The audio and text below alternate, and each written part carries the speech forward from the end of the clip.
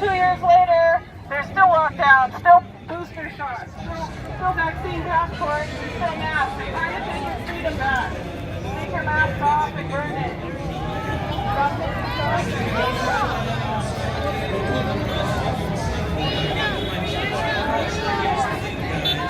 We don't back down the bullies. We're going to stay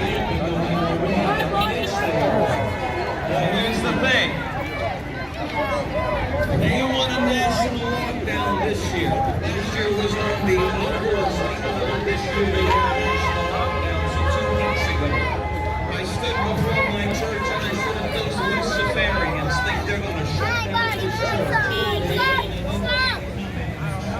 Stop the vaccine!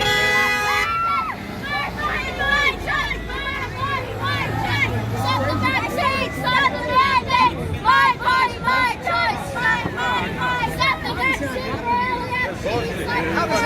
My body, my choice! Vaccine kills!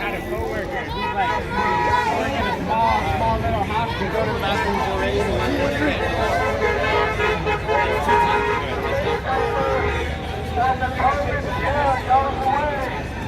Throw away your TV, and you will not have to believe the lies that are being spoken on it. That's all you need to do for COVID to go away, is throw away your TV. Because all they're selling on there is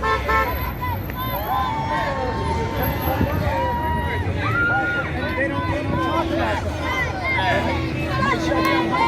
My body, my choice! My body, my choice! Stop the vaccine! Stop the mandate! My body, my choice! My body, my choice!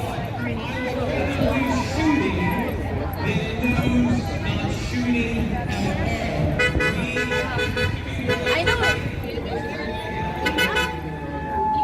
Great. Time to take your freedom back. Time to take off the mask. And now that we're on Washington, we have to stand out now.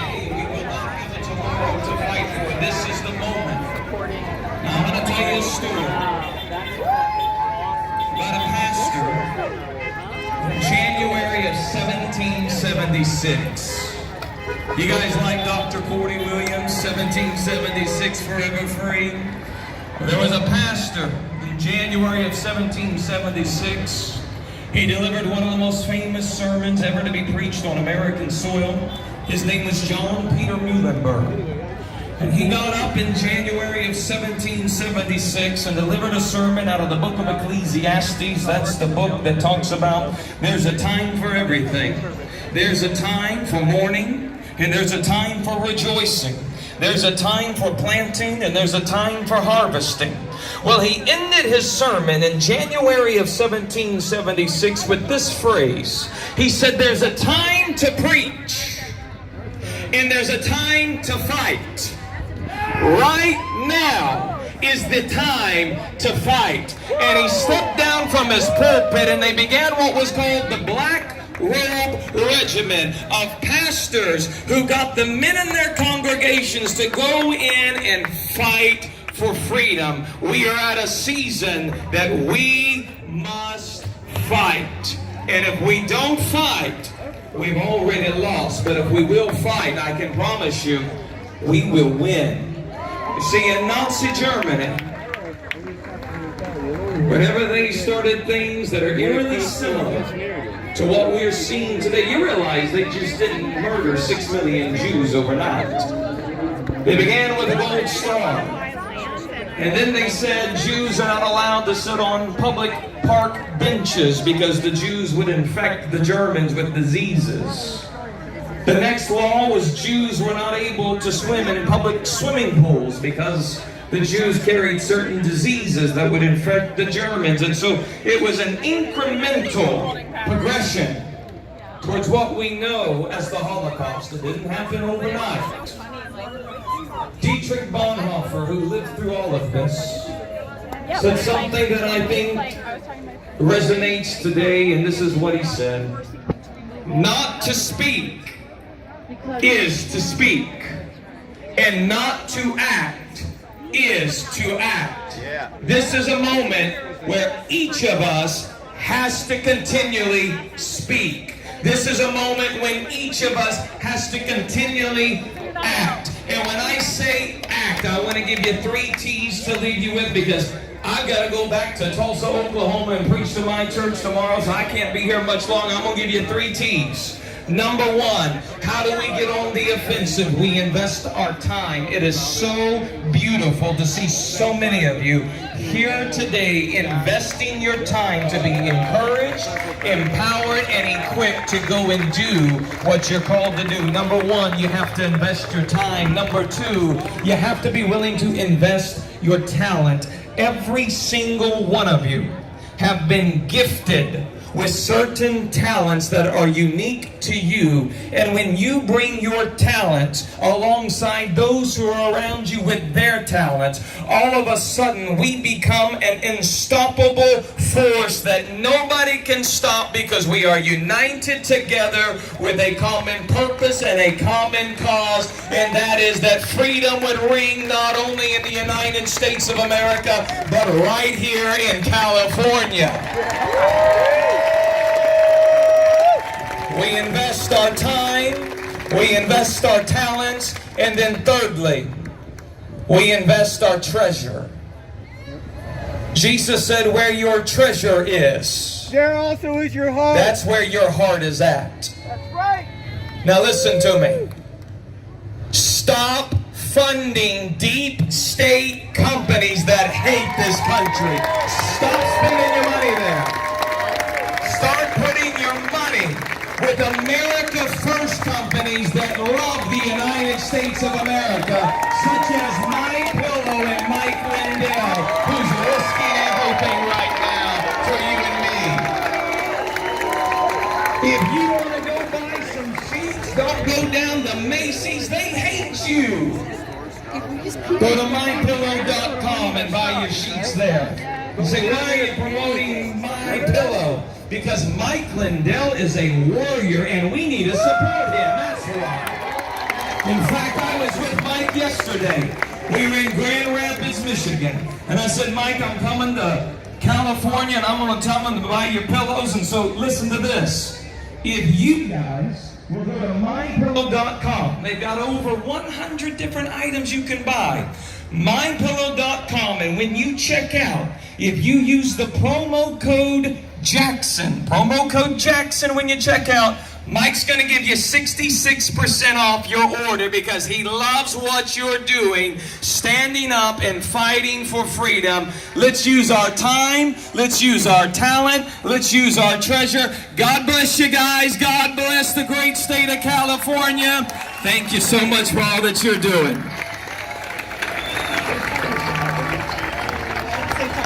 Safe travels. Wow, that's awesome. Okay, a little announcement here. Bathrooms are over there, and behind you are tables where you need to sign the No-Vax passport petition. So on your way out, please do so. We also have calls to action over there, and we want you to find your tribes. You guys saw the beautiful nurses and doctors up here. Take some time to go over there in the yellow table, sign your name, and we'll take the responsibility of connecting you. Because when you feel alone, there's nothing better than being with a tribe.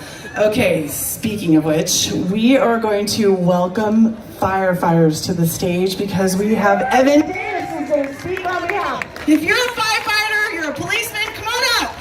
Come on, let's show. Get some representation up here. Woo! Louder!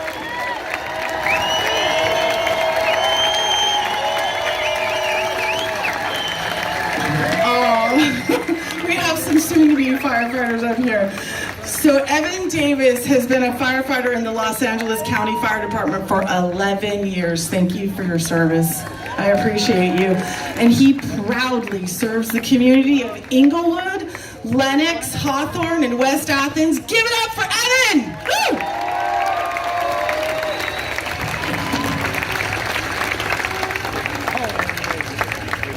I'm your neighbor, the one that greets you with a smile and a wave in the morning when you're heading to work, just as I'm getting home from my shift. I'm the spouse that can't make it to birthdays, holidays, or anniversaries because I've been force hired and can't get the day off. I'm the friend that you can call anytime that you may need help with anything. I'm the parent that gives his hug, kiss, and whispers I love you to my significant other and children anytime I leave them, because I understand that it may be the very last time I'll ever get to, or the last time they get to see me. I also am the one who comes to your aid when you dial 911. We come speeding down the road, lights and sirens, ready to help when you're at your absolute worst with no other place to turn. No matter what am I doing, eating, sleeping, showering, using the restroom, it doesn't matter what time you call, how many other calls I've run that day, or that I haven't slept in a few days. I signed up to be there for you. If you call and you're in more of need, I will be there as fast as I can, ready to help and serve you at my 100% best. I've encountered thousands of sick and injured patients, coughing on me, spitting on me, vomiting, bleeding, dying in my hands. Structure fires, brush fires, vehicle accidents, the list of emergencies that I've seen and will continue to see does not end.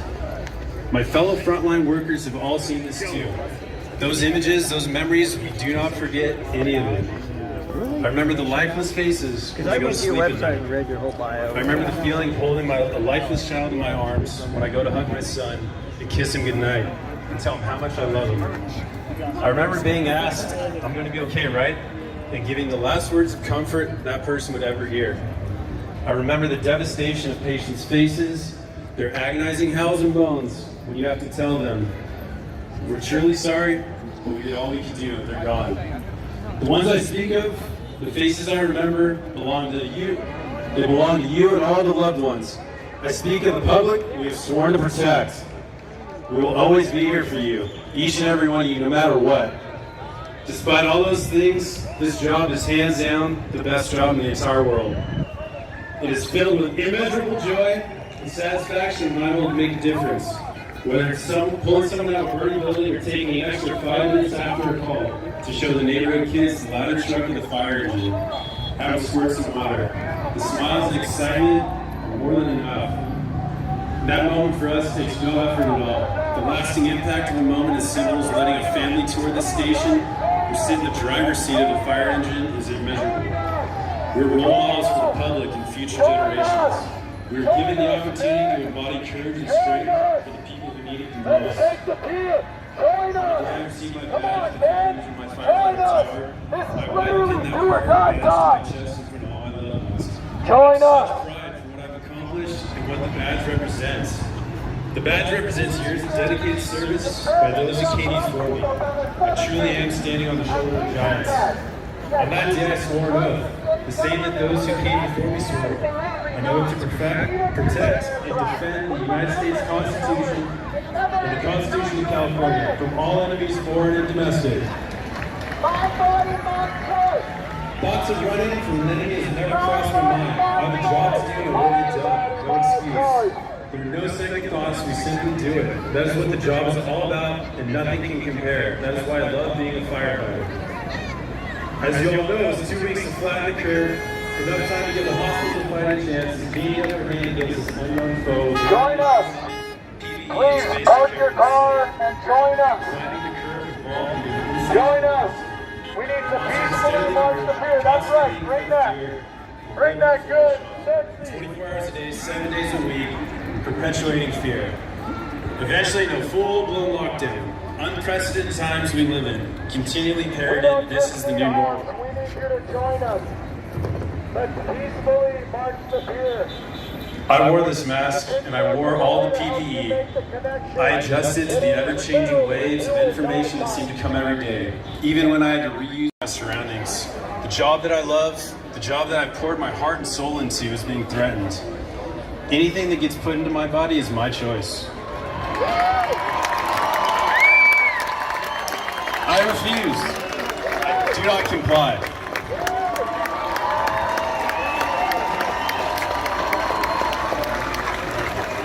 I've thought long and hard about this, and this has become my definitive line in the sand. And I know when I say this, I'm not alone. There are many more that feel this way, and they just might be scared or not know how to say it. Please understand this is worth fighting for. I won't quit. I will not stop fighting. I'm willing to sacrifice everything. My beliefs, my moral fiber, my family, my livelihood, the country that I love. Everything I've ever worked for in my life is being threatened. And that I will not sit idly by and take. I refuse.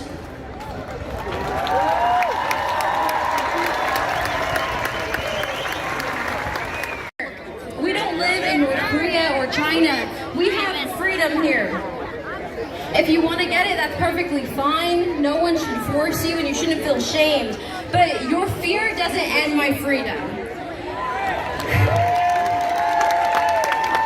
Again, if it really was about our health, then why is this administration letting thousands of illegal immigrants into the country? But they're not COVID tested, right? They're not forced to get a vaccine, but you Americans, your right is taken away. It makes no sense. People like to scream about racism right in the streets. Well, black and brown people were actually vaccinated at lower numbers. So who's going to be impacted by these passports the most? Is that going to be, are they going to use the same logic? It's not fair. This goes back to personal choice. If you want to get it, it's fine, but no one should force you to get anything. This country started on freedom. We should always fight for that freedom. It doesn't apply to Nancy Pelosi when she wants to get her hair cut in the middle of a pandemic, right? It doesn't apply to Gavin Newsom when he wants to spend thousands of dollars on a glass of wine. But yet your kids can't go to school. His kids can go to private school, but your kids are depressed. Said no, I can't go. You want to know why? Because I didn't take their job. I will fight for their team.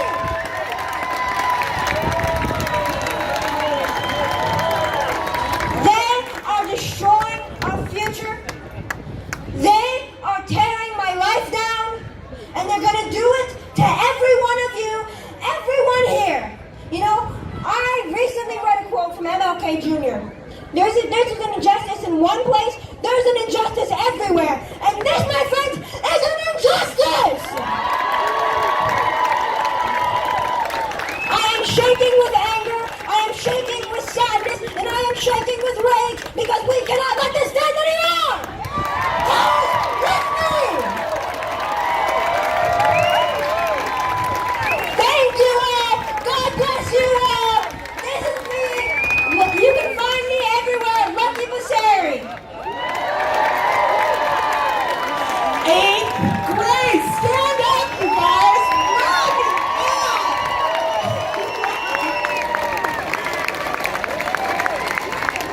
Lucky, come on, give a bow. That was awesome, Lucky. Do it again. Yeah, ready? There we go. Okay, I've never seen these women speak, but I know they're for 4,400 county employees without listening to anyone. That's standard, guys. That's what they do. The way we change this is we stand together. We build a world in the private domain, private membership associations. Remember that word. I've been to protests where I had people chant it. We don't have time. Remember, private membership associations. Get connected to us. We can build spaces outside the jurisdiction of the local, state, and federal government to run our own ways to educate our kids, to connect our health practitioners, to provide our own solutions and supply chains. So please just know this is the moment for union strategizing tactics. This is sit-ins, this is walkouts. And if you have, imagine you have 5 hospitals in an area and you're loosely coordinating with healthcare employees. If even one of you is ready to strike, then the others of you, and I mean strike, I mean you go for days. It's such a bad employee market, it should happen. You should be able to advocate for no mandates faster than in other climates. And then those other groups around, you take that and you go to your unions and your admins and you say, look what's happening right there. We are organizing within because we will protect medical choice, medical privacy, and informed consent.